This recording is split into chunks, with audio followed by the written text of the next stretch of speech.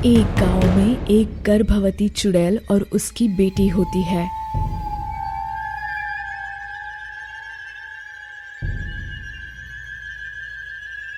जो अपना बदला लेने के लिए आई हुई होती है।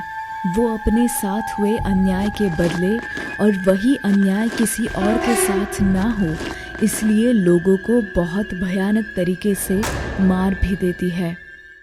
एक अस्पताल में एक सास अपने गर्भवती बहू को लेकर चेकअप के लिए आती है।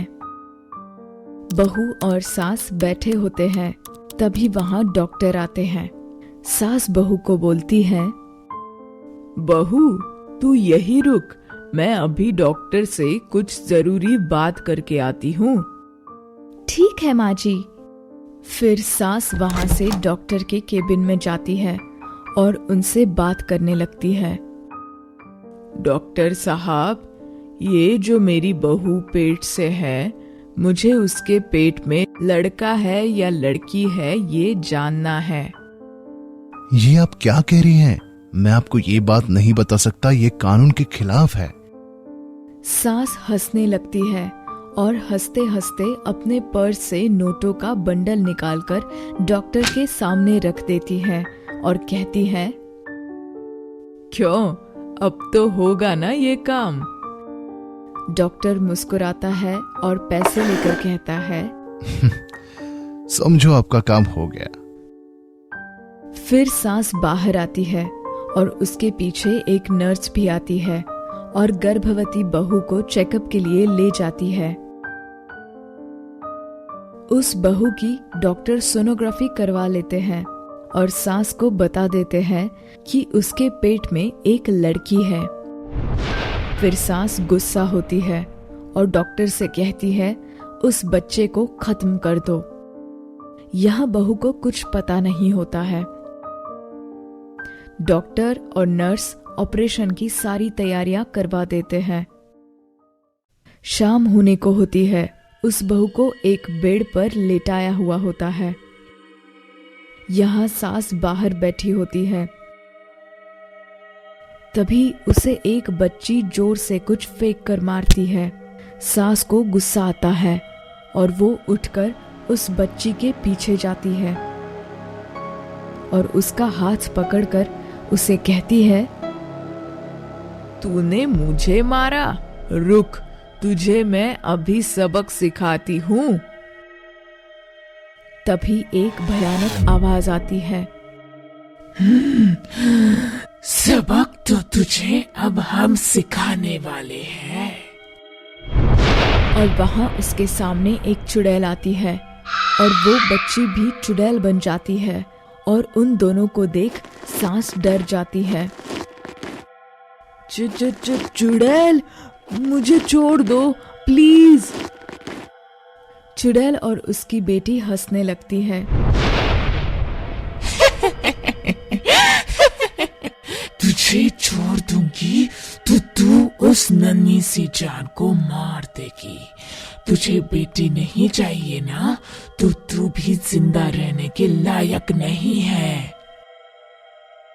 फिर वो दोनों मिलकर सास को मार देते हैं। अगले दिन फिर से एक सास दुर्गा देवी, ससुर भंवरलाल अपनी बहू नताशा को लेकर आते हैं। ससुर जो होता है वो बहुत खड़ूस किस्म का आदमी होता है।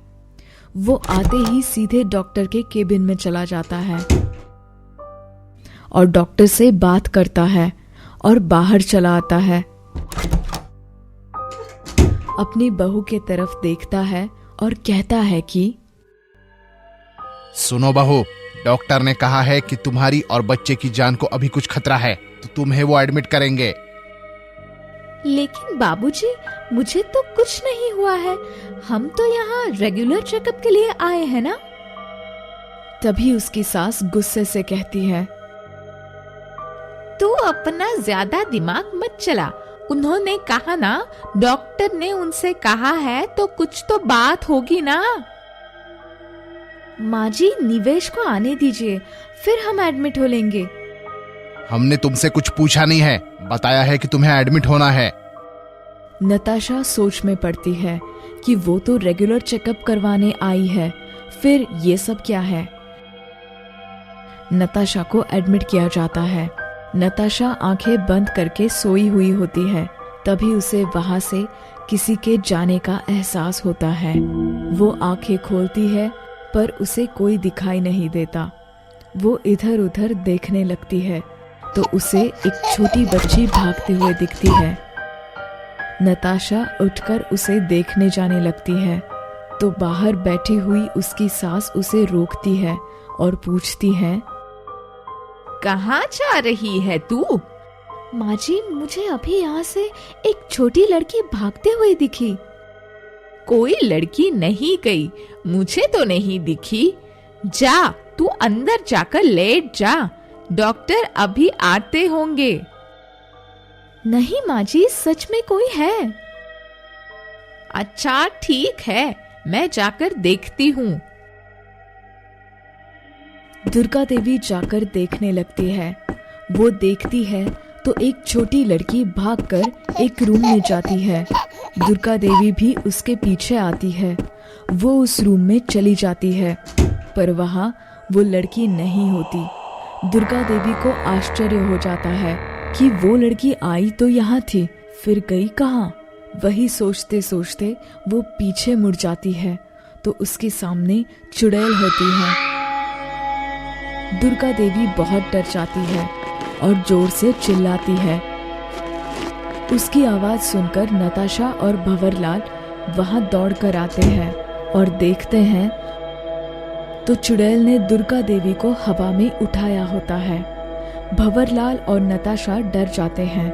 भंवरलाल उस चुड़ैल से कहता है, कौन हो तुम और मेरे पत्नी को क्यों पकड़ा है? छोड़ दो उसे। नहीं छोड़ूंगी और तुझे भी नहीं छोड़ूंगी। फिर चुड़ैल भंवरलाल को भी हवा में उठा देती है। ये देख नताशा डर जाती है। डरो मत, मैं तुम्हें कुछ नहीं करने वाली। मैं तो तुम्हें और तुम्हारे बच्चे को बचाने के लिए आई हूँ। क्या मतलब? इन दोनों से पूछ लो, वो बताओ इसे, तुम दोनों क्या करने जा रहे थे? वो दोनों कुछ नहीं बोलते। तो चुड़ैल और उसकी बेटी अपनी शक्ति से उन दोनों को टकराती है। फिर वो डरकर कहते हैं, बताते हैं, सब बताते हैं। नताशा बेटा, हमें माफ कर। हम यहाँ तेरे बच्चे को मारने के लिए तुझे लाए हैं। क्या? नताशा रोने लगती है। पर क्यों? क्योंकि तेरे पेट में लड़की है और हमें वो नहीं चाहिए थी। आपका बहुत धन्यवाद जो आपने हमें बचाया, पर इन्हें छोड़ दो, इनको मत मारो, उनको छोड़ दो। देखा, इसके साथ इतना बुरा करने जा रहे थे, वही तुम्हें छोड़ने को कह रही है। माफ कर दो हमें। फिर चुड़ैल उन दोनों को नीचे उतार देती है। वो दोनों बहुत डरे हुए होते हैं। फिर चुड़ैल उनसे कहती है, अगर आगे से कभी ऐसा किया तो छोड़ूंगी नहीं। नहीं नहीं, कभी नहीं करेंगे। वो तो हमें उस डॉक्टर ने बहलाया था। उससे तो मैं नहीं छोड़ूंगी। उसकी वजह से ही मेरी और मेरी बेटी की जिंदगी उजड़ गई है। क्या? उसने क्या किया? मेरे सास ससुर ने भी मुझे यहाँ चेकअप के लिए लाया था। फिर उसने बताया कि मुझे लड़की होगी। उसने मेरे सास ससुर को लड़की को मार डालने के लिए उकसाया था, तो उन्होंने मेरी बेटी को मार डाला। उस दौरान मेरी भी जान चली गई।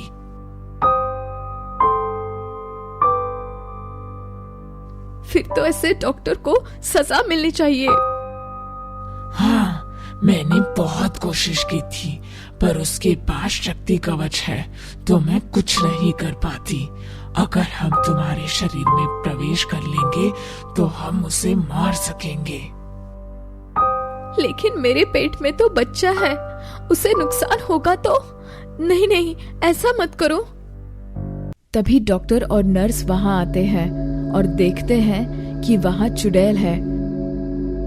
पहले तो वो थोड़ा डरते हैं, पर फिर डॉक्टर कहता है, तुम फिर से आ गई? हाँ, मैं आ गई हूँ और तुझे नहीं छोड़ूंगी। तू मेरा कुछ नहीं बिगाड़ पाई है और ना ही कुछ कर सकेगी। वो नहीं कर पाएगी, पर मैं तो कर सकती हूँ। क्या मतलब? मतलब अभी समझाते हैं।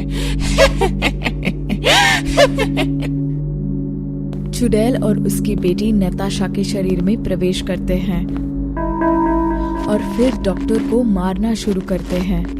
डॉक्टर गिड़गिड़ाने लगता है, लेकिन वो उसे मार देती है और उस नर्स को भी मार देती है जो उसे मदद करती थी। फिर वो नताशा के शरीर से बाहर आती है और वहां से चली जाती है।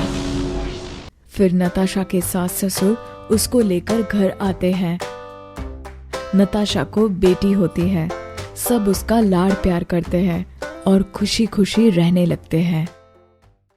दोस्तों, कहानी कैसी लगी हमें कमेंट करके जरूर बताइएगा। वीडियो को लाइक करके शेयर कीजिएगा और आने वाली कहानियों को देखने के लिए चैनल को सब्सक्राइब करके बेल आइकन जरूर प्रेस कीजिएगा, जिससे आपसे कोई भी कहानी मिस ना हो। मिलते हैं अगली कहानी में। अपना ख्याल रखिए। Bye bye.